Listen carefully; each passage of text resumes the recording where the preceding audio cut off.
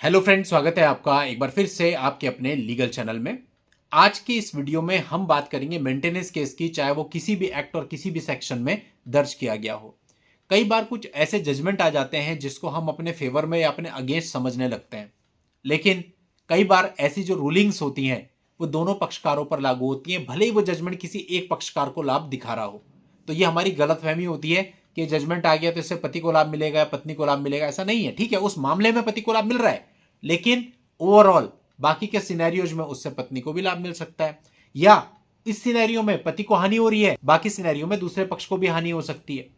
इसलिए इन चीजों को उस तरीके से ना लेकर के कि मेरे पक्ष का जजमेंट है या मेरे विपक्ष का जजमेंट है, आप ये देखिए कि आपको उससे सीखने को क्या मिलता है और आप अपने मामले में उसे किस प्रकार से यूज करके उसका फायदा उठा सकते हैं। अब दोस्तों, मेंटेनेंस केस पे कल भी मैंने एक वीडियो बनाया था जिसमें काफी सारी प्रैक्टिकल टिप्स आपको दी थी। कानूनी सोच यानी इसी चैनल पर अपलोड किया था।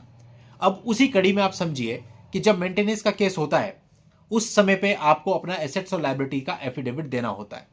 कई बार होता है किसी पक्षकार को यह पता होता है कि दूसरा पक्षकार काम कर रहा है, उसको सैलरी मिल रही है और वो आईटीआर भी भरता है, लेकिन इस बात का कोई सबूत उसके पास नहीं होता। तो जनरली क्या किया जाता है, जो पक्षकार होता है वो दूसरे पक्षकार के खिलाफ इनकम टैक्स डिपार्टमेंट में एक आरटीआई फाइल करता है और उस आरटीआई से जानकारी लेता है कि कितने के आईटीआर भरते हैं। नॉर्मल प्रोसीजर में स्टार्टिंग जवाब जो आपको आरटीआई का मिलता है वो ये मिलता है कि ये पर्सनल इंफॉर्मेशन है, आपको नहीं दी जा सकती, लेकिन साथ ही फर्स्ट अपील का एड्रेस भी प्रोवाइड किया जाता है।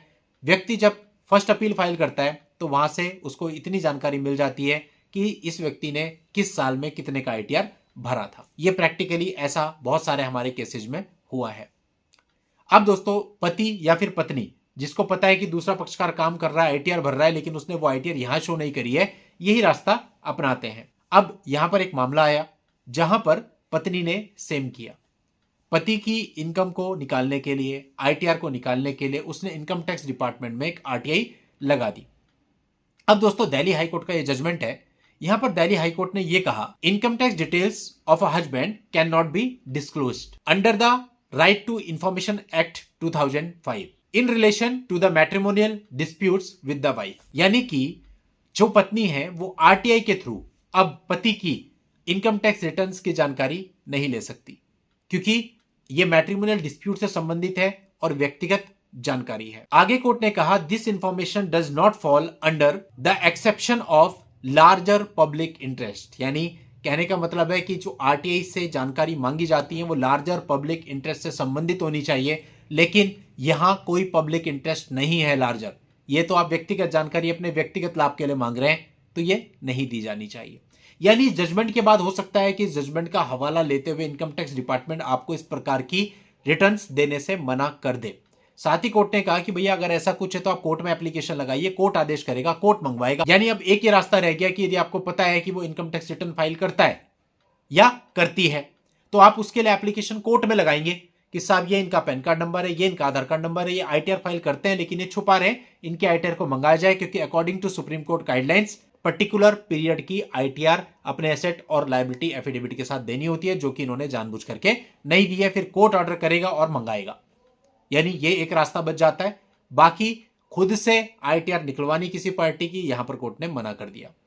अब आप समझिए, ये जो जजमेंट है ये तो ये कहता है कि पत्नी अब पति की आईटीआर नहीं मंगा सकती, लेकिन ये सेम चीज वाइस वर्सा भी तो अप्लाई होती है। यानी पति भी पत्नी की आईटीआर नहीं मंगा सकता in relation to the matrimonial disputes. यानी ये चीज दोनों ही पक्षकारों पर लागू होती है।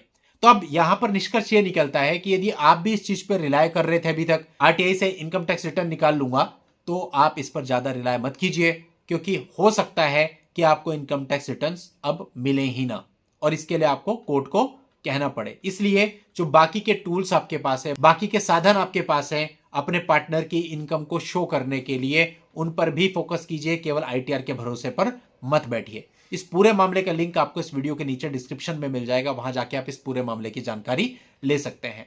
आज की इस वीडियो में इतना ही। नेक्स्ट वीडियो में नई जानकारी के साथ मैं आपसे फिर मिलता हूं। तब तक के लिए good bye and thank you for watching. Take care.